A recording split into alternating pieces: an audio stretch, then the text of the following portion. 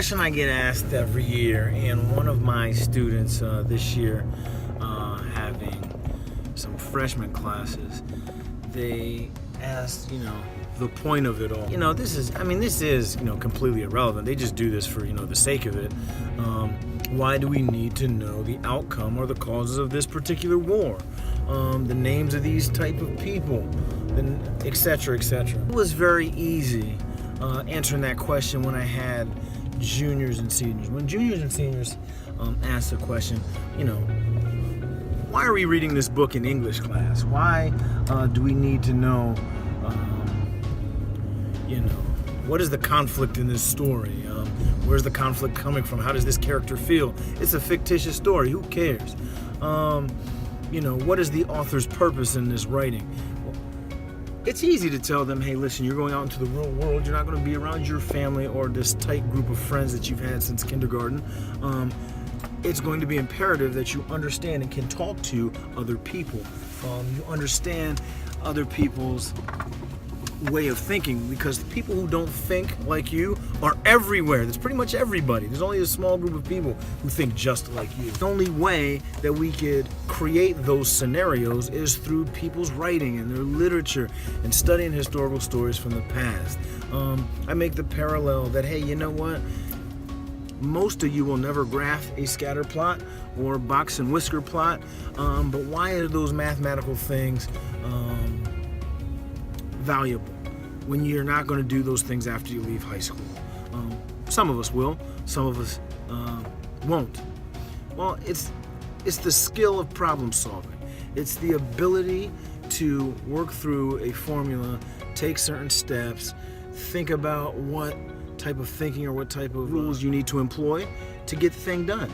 Lastly, we had to have that discussion with them that, hey, you know what? Do you know what you're going to be for your entire life? Do you know how you're going to make money when you're 45? The fact of the matter is you don't. You don't know what... You're a freshman. You don't know anything. You're still on the verge of, childhood. And how are we going to give you a very, very specific training when you're probably going to switch what you do 2 or 3 times? Probably more. I heard one statistic say that the average American switches jobs 7 times, careers 3 times. There are tons of statistics, but the fact of the matter is you're not going to do the same thing your whole career.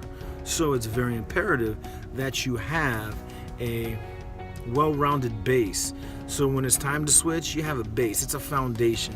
It's broad, but it allows you to, hey, you know what? I'm going to be an artist. But then when that art career does not make as much as you want, and you realize, man, I'm very skilled with this other type of thinking, you've already had a little bit of experience or exposure, so you can go get a license in this, or you can go get a certificate in that, or go get a degree. I've known people who started in education and ended up in nursing, started in nursing and ended up in business. People switch their, not just careers, but even just the field, the discipline. Completely leave one for another.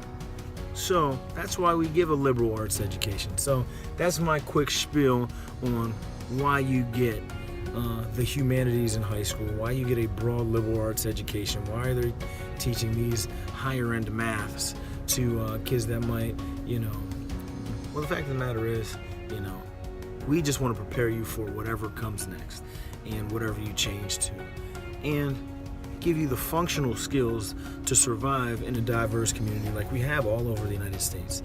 And we can't make those fake problems up, but we could read about them. We could study other people who had problems. Hey, be good to each other.